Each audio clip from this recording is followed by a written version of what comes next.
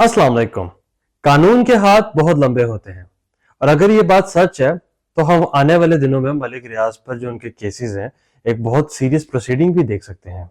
कुछ देर पहले national accountability bureau नैब ने ये एलामिया जारी किया है कि जो पाकिस्तानी सिटीजन्स हैं वो बहरिया टाउन दुबई का जो प्रोजेक्ट है बीटी दुबई के नाम से उसमें इन्वेस्ट ना करें, क्योंकि अगर उन्होंने उसमें इन्वेस्ट किया तो उनके पैसे मनी लॉन्ड्रिंग के केस में आएंगे और उन पर लीगल एक्शंस होंगे। मनी लॉन्ड्रिंग होता तो दरअसल ब्लैक मनी पे है, लेकिन अगर आप मलिक रियाज की पास हिस्ट्री देखें, जिस तरह उन्होंने गवर्नमेंट की जमीन पे या प्राइवेट लोगों की जमीन पे कब्जे करके बड़ी बड़ी एम्पायर अपनी खड़ी कर ली, तो ओवरऑल तो प्रोजेक्ट तो उन्हीं के, लिहाजा उसमें इन्वेस्ट करना भी नहीं चाहिए। और दरअसल जिस तरह इन्वेस्टमेंट का एक तरीकेकार था, मैं बहुत शुरू से इसके खिलाफ था।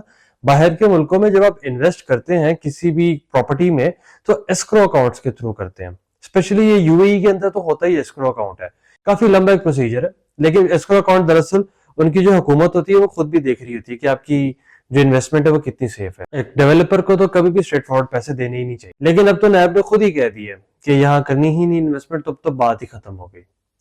पीटीआई के केस में जो फाइनल डिसीजन आ गया है उसके बाद नैब को भी मेरा ख्याल है हौसला मिला है, वो बहुत कॉन्फिडेंट हुई कि चले अब जो बाकी के कॉन्विक्ट्स हैं हम उनके ऊपर ही प्रोसीडिंग कर लें।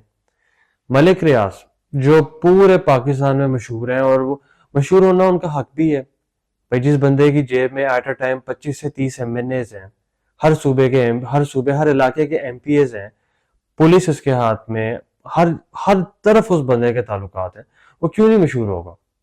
He is a very famous tycoon, property tycoon, real estate tycoon, everything.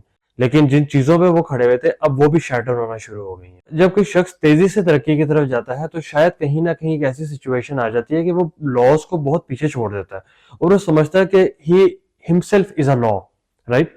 तो जिस तरह बहरिया टाउन बने वो बिल्कुल यही थे। नैब ने जो अपना एलामिया जारी किया है उसमें उन्होंने मेंशन किया कि जो उनकी कराची, तख्त पड़ी, रावलपिंडी और न्यू मरी की जो प्रॉपर्टीज हैं जो बहरिया टाउन के नाम पे ली जा रही हैं वो प्राइवेट या गवर्नमेंट ऑन जमीन थी, उसके ऊपर जबरदस्ती कब्जा करके वो बनाया जा रहा है। तो ये तो सरासर गलत है, ये तो सरासर फ्रॉड है। उन चीजों को छोड़ दें कि उनके सहूलतकार कौन थे या किसने कैसे किया, जाहिर बात है पैसा तो इन्हीं का था, लोगों ने भी आगे इन्वेस्ट किया, लोगों की साथ ज्यादती भी हुई।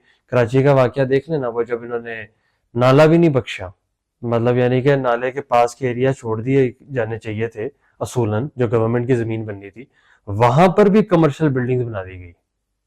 तो ज्यादती तो थी गवर्नमेंट के साथ। बड़ी देर से लोग इस बात पे लोग चीखे मार रहे थे कि ये देख लें, फोकस कर लें, ये गलत तरीके से चल रहा है, इस तरह नहीं होता। मतलब अगर जहरी बात है कितना बड़ा रियल एस्टेट टाइकून करेगा तो फिर छोटे और भी लोग निकल आएंगे, फिर गवर्नमेंट की जमीन की हैसियत ही नहीं है, जो भाई अपनी खुद की जमीन की प्रोटेक्शन नहीं कर सकते वो बाकियों की क्या करेंगे।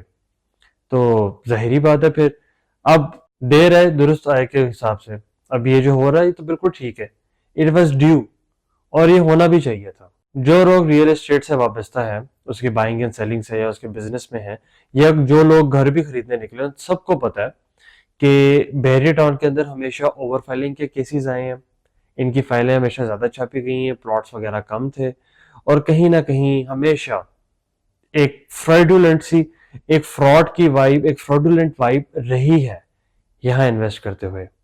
जो बड़े इन्वेस्टर्स थे, जाहिर बात है उनकी बिड्स अच्छी थी, उन्होंने तो घर बना लिए, उन्होंने कोठियां बना ली, बहरिया टाउन में एमिनिटीज भी अच्छी दी गई, सारा कुछ दिया गया, लेकिन जो छोटे लोग थे उनके पैसे गायब हो गए।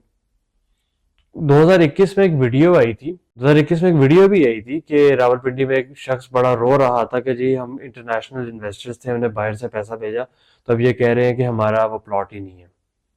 वो वीडियो भी बड़ी वायरल हुई थी उस जमाने में। लेकिन खैर ये आवाम के साथ ज्यादती थी, पैसे के लालच में इतने जबरदस्त तरीके से रियल एस्टेट में आप घुसे कि आपने सारा कुछ सफाया कर दिया।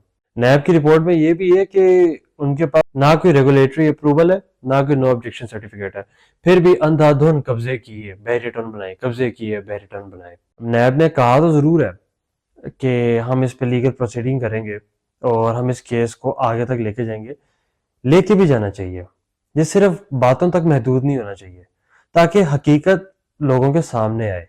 हम अगर इतने एक डिसीटफुल मैटर को, जो कि बहुत लंबे अरसे से चलता आ रहा है, अगर हम कंट्रोल कर सकते हैं تو ضرور آنے والے زمانے میں جو ہماری جوڈیشری ہے، جو ہمارا جو نیب ہے، اس پہ لوگوں کا اعتماد بھی بڑھے گا اور اس طرح پھر سوسائٹی بھی بیٹرمنٹ کی طرف جائے گی۔